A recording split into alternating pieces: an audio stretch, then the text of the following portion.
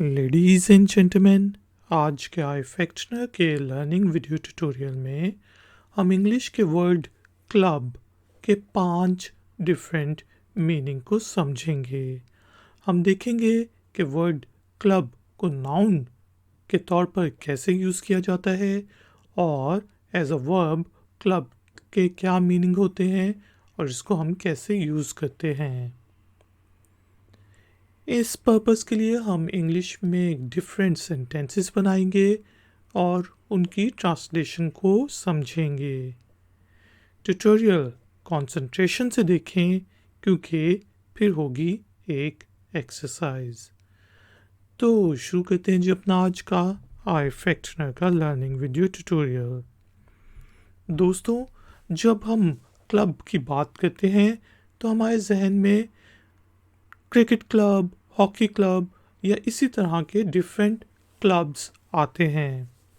इसका मीनिंग क्या हुआ कि क्लब एक ऐसे इंस्टीट्यूशन को कहते हैं जहाँ पे जिन लोगों के सेम इंटरेस्ट हों और या फिर सेम वो एक्टिविटी करते हों तो उस चीज़ को वहाँ जाके उस इंस्टीट्यूशन में जाके वो खेलते हों तो उस चीज़ को क्लब कहते हैं। जिस तरह पूल क्लब भी हो सकता है, जिस तरह कार्ड्स क्लब भी हो सकता है, क्रिकेट क्लब भी हो सकता है, हॉकी क्लब भी हो सकता है, वगैरह वगैरह। इसके अलावा दोस्तों, एज अ नाउन क्लब का मीनिंग एक डंडा भी होता है। ख़ास तौर पे एक ऐसा डंडा जो हत्ती से पतला होता है और आगे से मोटा सा होता है, तकरीबन बेसबॉल के बैट की तरह। तो पुराने ज़माने में क्लब से लड़ाई भी की जाती थी, तो उस डंडे को क्लब कहा जाता था।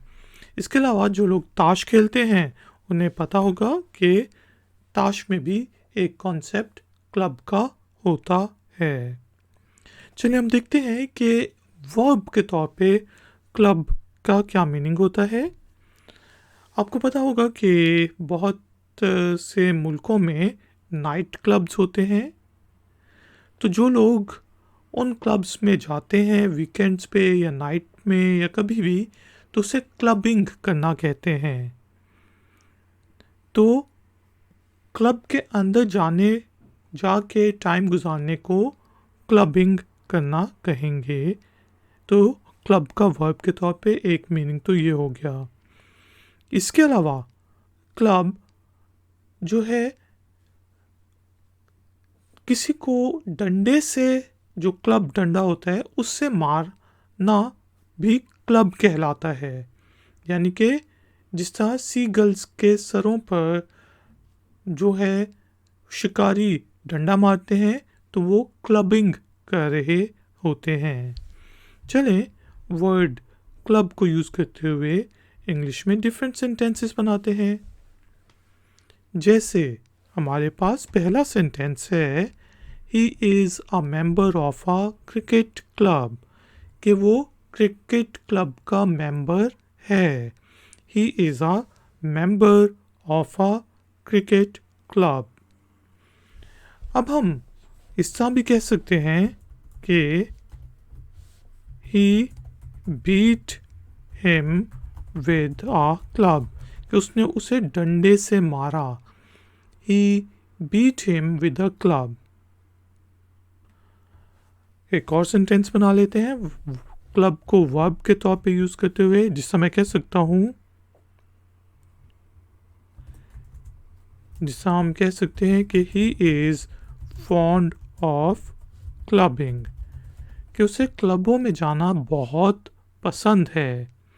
He is fond of clubbing. Ladies and gentleman, उम्मीद है कि आपको क्लब का मीनिंग समझ आ गया होगा। टाइम हुआ है एक्सरसाइज का। तो एक्सरसाइज के तौर पे आपने इंग्लिश के वर्ड क्लब को यूज़ करते हुए इंग्लिश में एक छोटा सा सेंटेंस बनाना है और उसे कमेंट्स बॉक्स में पोस्ट कर देना है। अगर उस सेंटेंस में कोई गलती हुई तो हम में से कोई पॉइंट आउट कर देगा।